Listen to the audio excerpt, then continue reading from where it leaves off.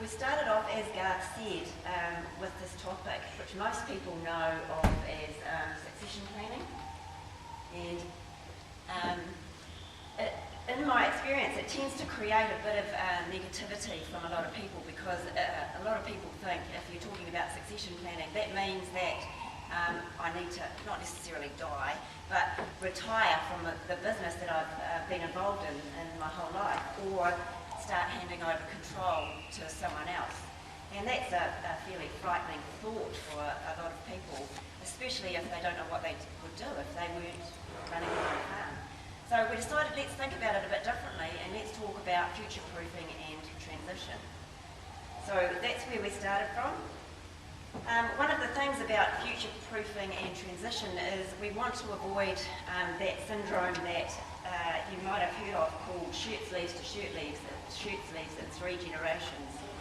Basically, that's that saying where the first generation build the empire, the second generation enjoys it, and the third generation wrecks it. So this future planning process is meant to help you with not feeling as you hand over part of your business to the next generation that, one, you're losing control and you're losing your ability to be involved, but also making sure that that shirt sleeves to shirt sleeves syndrome doesn't happen.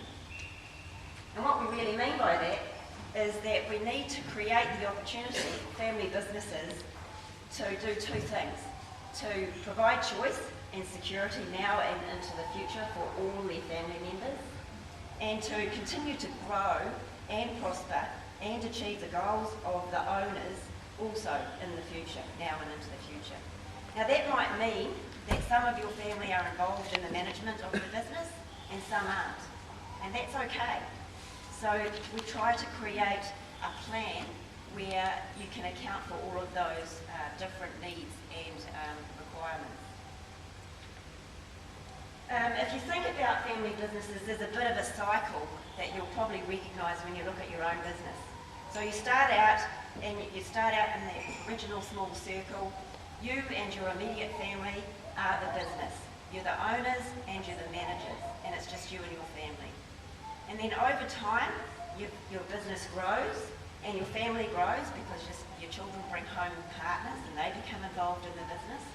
So that means that you've got more people to think about. You've probably got some employees as well. And most likely you've had to borrow some money, so there'll be some bankers or other investors to think about.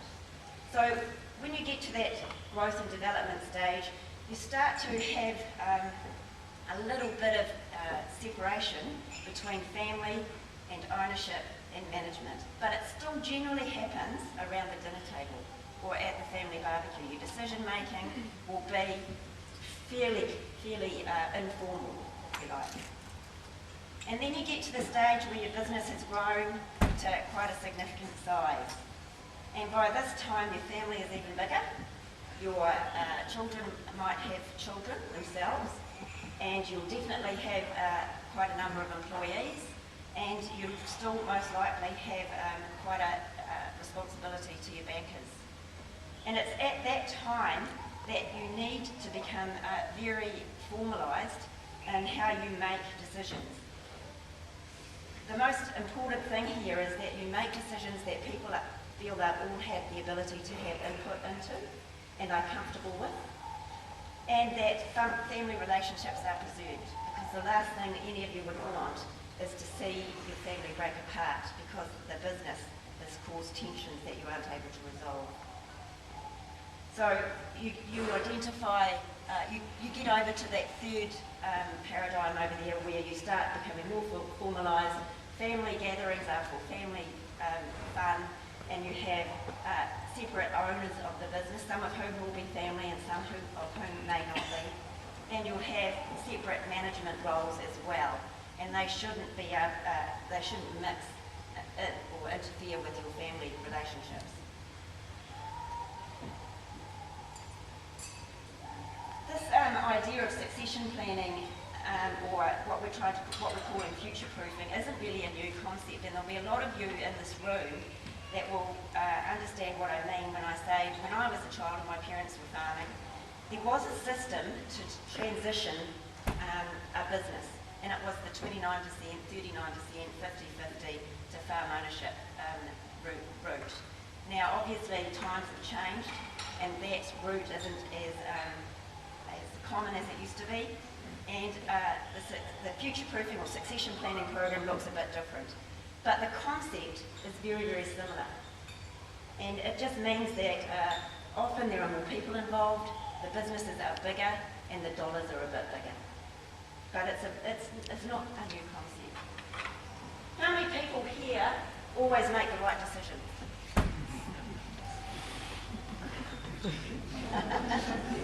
Man, I'm pleased about that. I think my key point is, as your business grows, as more and more people become involved or are dependent upon it, and that, I don't just mean family, I mean employers, the employees and stakeholders, the consequences of a wrong decision can be far-reaching, and that's where governance comes in. So that leads me on to the next part of our presentation, which is about governance.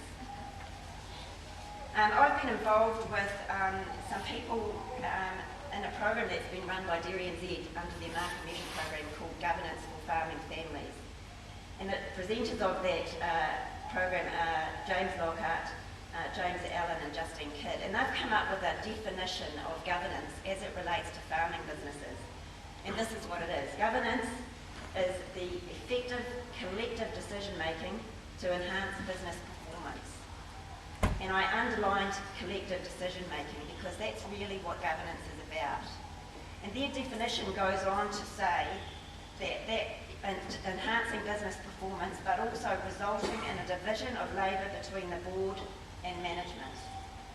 So what that point is making is that governance isn't about farm management, and it's not about operational decision making.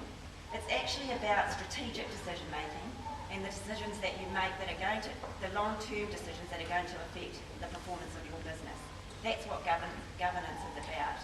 And there's a very fine distinction between that process and the management process of running your business. So for instance, if I'm talking to someone about governance, I have, some people say, well, does that mean they're going to come on my farm and tell me how to run my farm? And in terms of farm management, no, that's not what it is. It's about the long-term strategic planning for your farm and your family. It's really about it's not about keeping the engine working, it's more about choosing the right engine for the right bus and then making sure the bus is going in the right direction. That's really what it's about. Oops. And it's, some of you might remember a few years ago going to a large herds conference in Northland. And there was a speaker there who was quite famous at the time because his business was growing so much. And he gave a presentation about how his business had grown. And he said he operated using the 4 Ds. Don't tell your accountant, don't tell your lawyer, don't tell your bank manager, do it. That man was Alan Crawford. And I'll never forget that, and I highlight that because for me, that's the classic example of poor governance.